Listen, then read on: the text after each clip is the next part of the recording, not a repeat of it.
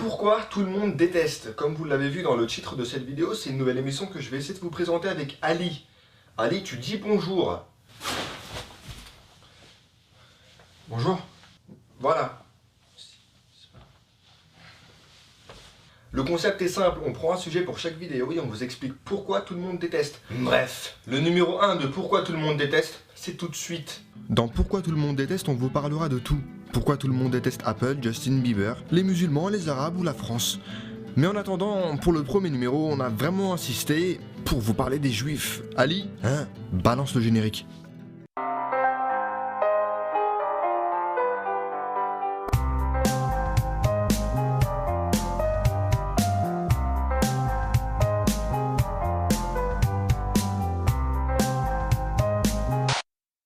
Avant de commencer, ce qu'il faut savoir, c'est qu'il y a de l'antisémitisme depuis très longtemps.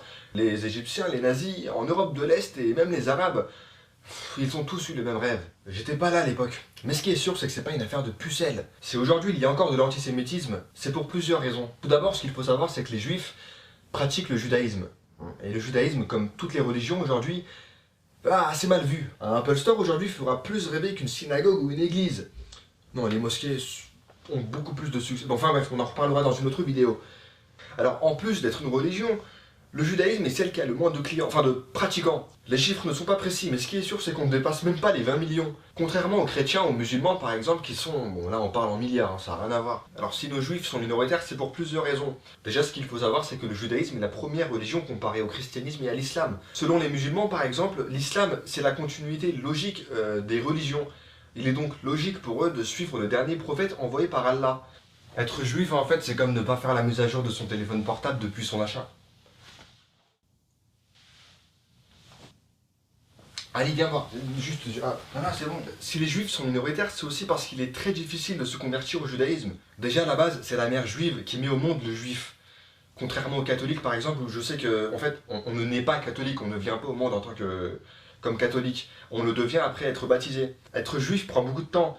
Il y a plusieurs étapes, il faut faire ses preuves et prouver sa motivation. En fait, quand on veut se convertir au christianisme, c'est comme ça. Abracadabra. Alors que mon fidèle camarade Ali, quand il a essayé de se convertir au judaïsme... Abracadabra juif. Non. Non. Si tout le monde déteste les juifs, c'est aussi parce que le peuple juif est le peuple élu. Enfin, on dit qu'il est le peuple élu. Ouais, c'est un truc de ouf. Les juifs seraient le peuple élu selon le créateur. C'est un mec qui a de l'imagination, je sais pas.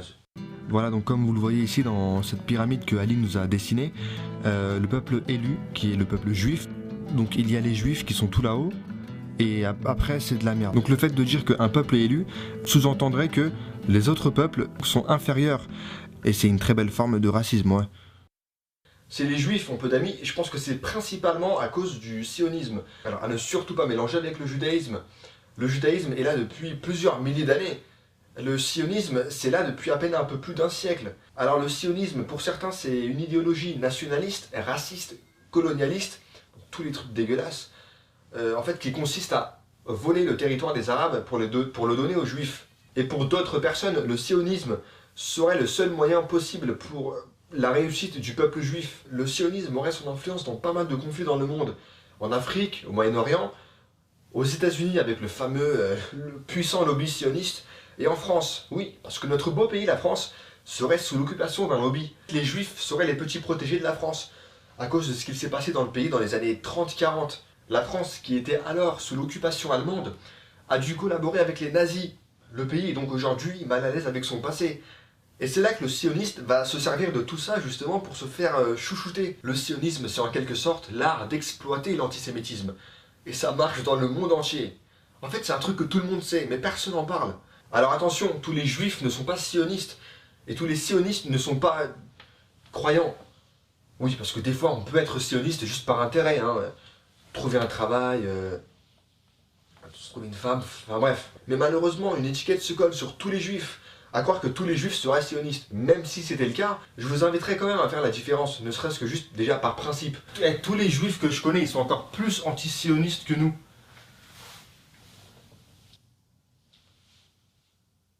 Non, ça c'est pas vrai. Si les juifs ont peu d'amis, c'est aussi à cause d'Israël. Alors, enfin, si je vous dis Japon, vous allez penser au sushi, au manga, ou enfin ce que vous voulez, à la culture asiatique en général, à leur publicité et leurs films, enfin bizarres.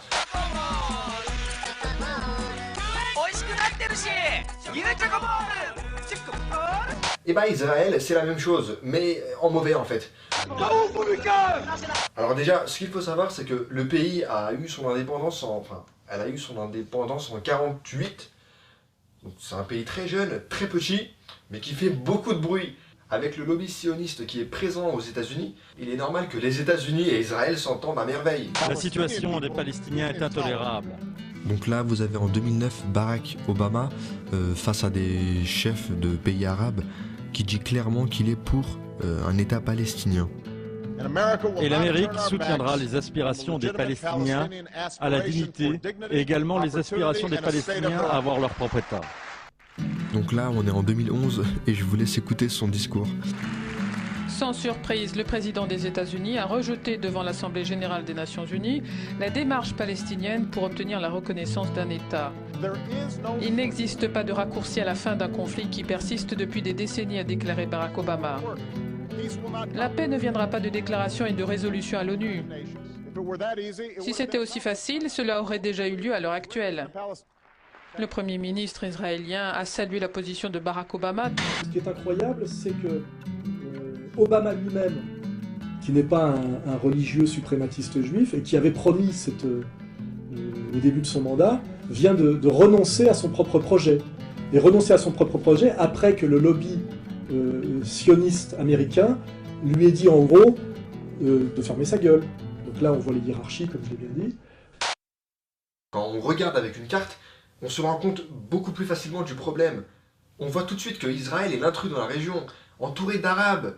Et d'Arabes, je veux dire, c'est comme prendre l'Iran et le mettre entre la Californie et le Texas. Et tout de suite, ça crée des tensions, ça incite à l'antisémitisme et l'islamophobie d'un côté. Moi, ce que je propose, c'est de faire un échange entre Cuba et Israël.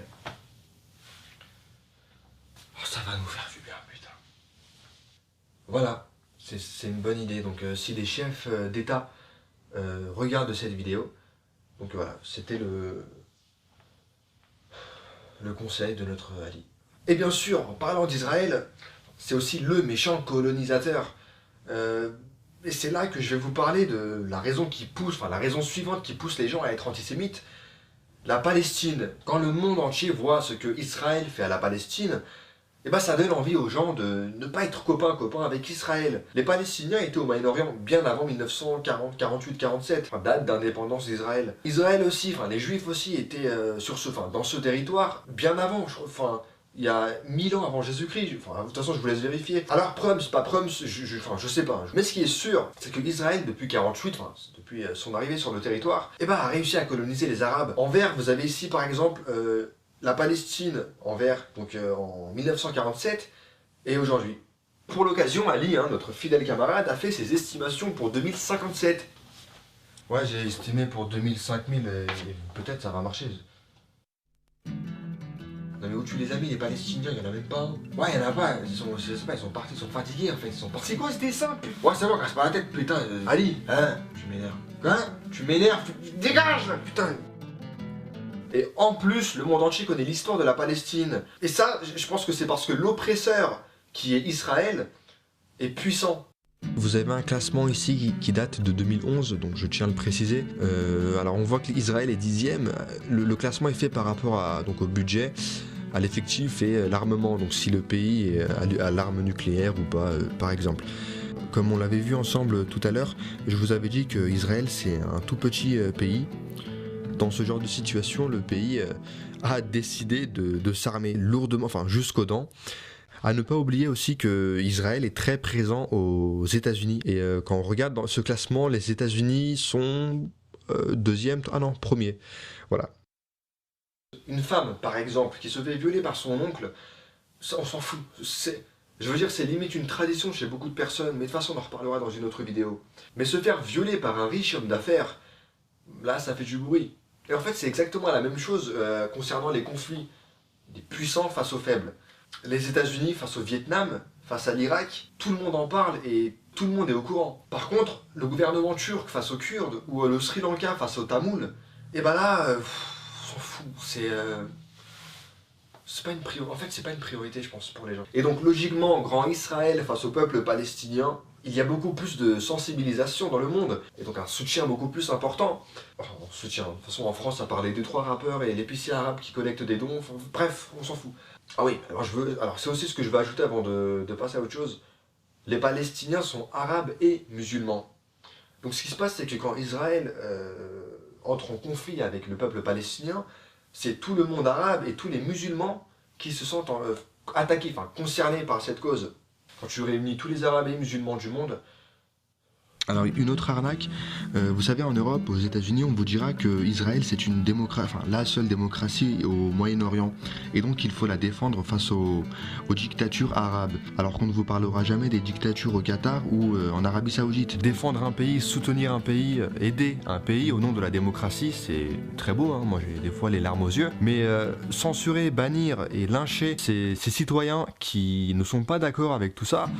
Bon, c'est un peu prendre les gens pour des cons en fait. Une petite parenthèse, en France, on n'a pas le droit au boycott. En fait, le boycott est interdit en France. Donc boycotter des produits israéliens ou palestiniens, comme vous voulez, chacun peut choisir son camp, c'est interdit.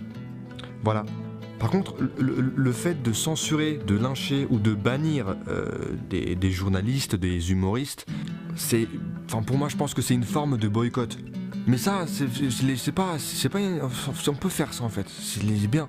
Au nom de au nom de Hollywood, non, je sais pas. Une autre raison qui pousse les gens à être antisémites, c'est, vous savez, en France par exemple, on va laisser les juifs vivre entre eux.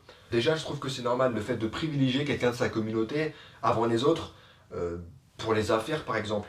C'est même ce que devraient faire les Arabes ou les Noirs, mais de toute façon on en reparlera dans une autre vidéo. Si les Juifs ont beaucoup souffert, ils ont appris aujourd'hui à se souder et c'est ce qui fait leur force. Mais il y a un problème.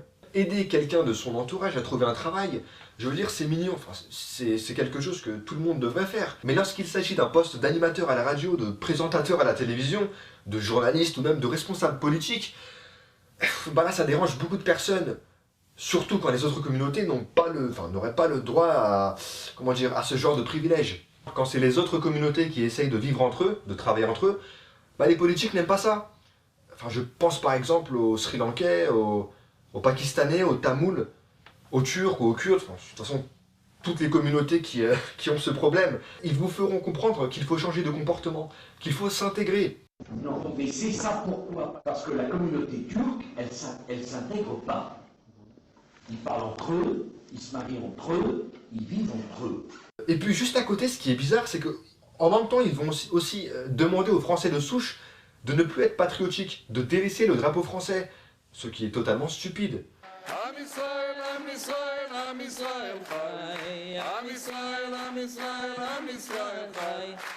Les dîners du CRIF, où tous les ministres français, enfin responsables politiques français sont invités, et aussi invités à se soumettre à Israël, c'est bien. La France ne transigera pas avec la sécurité d'Israël parce qu'Israël, c'est un miracle.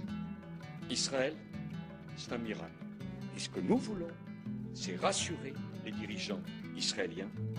70 ans après la Shoah, rien ne doit être oublié. Ce crime unique dans l'histoire ne peut être comparé à aucun autre.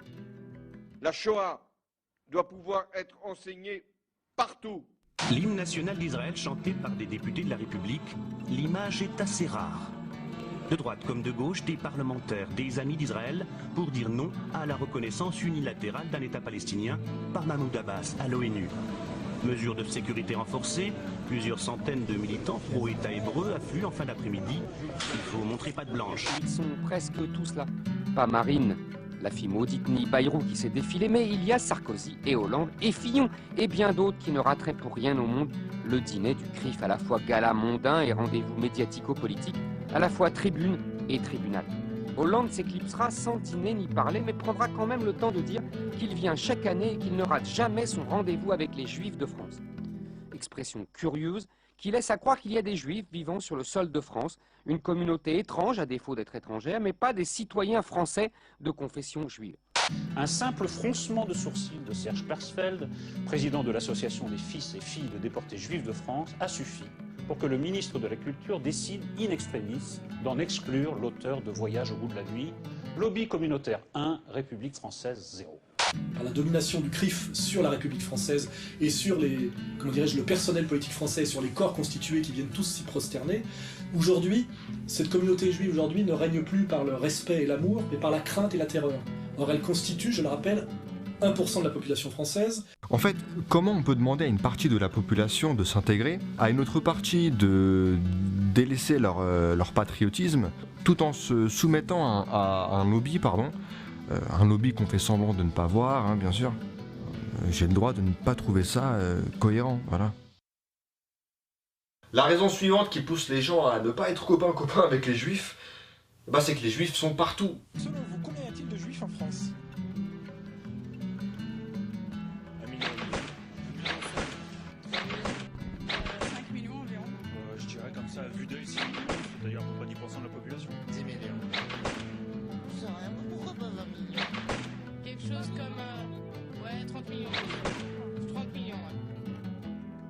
Parce que, comme je vous l'expliquais tout à l'heure, les juifs sont très solidaires entre eux, et que le sport national, c'est le piston, mais aussi parce que la réussite sociale et économique, c'est une priorité chez les juifs. Les juifs ont un vrai sens du business et de la réussite. Ils n'ont pas peur de négocier, de compter, de demander, et c'est dans leur culture depuis très longtemps. Ouais, en gros, ils sont casse-couilles. Non, mais on va s'habituer. Exemple, c'était un péché pour les chrétiens de s'enrichir grâce aux intérêts bancaires. Bon, alors le juif n'avait pas ce problème. Alors ils ont dès le début travaillé dans les banques. Et à partir de là, de toute façon, quand tu contrôles les banques, je peux même faire tes radis. Hein, Ali ? Hein ? Laisse tomber. L'autre raison qui pousse les gens à ne pas vouloir comprendre les juifs, c'est le chantage à l'antisémitisme. En fait... regardez.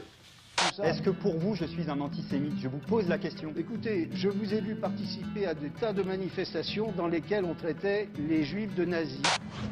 Puis la conversation prend une autre tournure. C'est l'antisémitisme, là? L'antisémitisme? Ouais. Comment? Je suis juive. Et alors? C'était de l'antisémitisme, ça? Et alors? Non? C'est marqué sur votre front, vous êtes juive? Qu'est-ce que c'est que ça? Je comprends pas, là. Oui, c'est marqué sur votre front, vous êtes juive? C'est écrit sur mon front, tu juive. Ah bon? Ouais, c'est écrit sur mon front, tu juive. Où ça?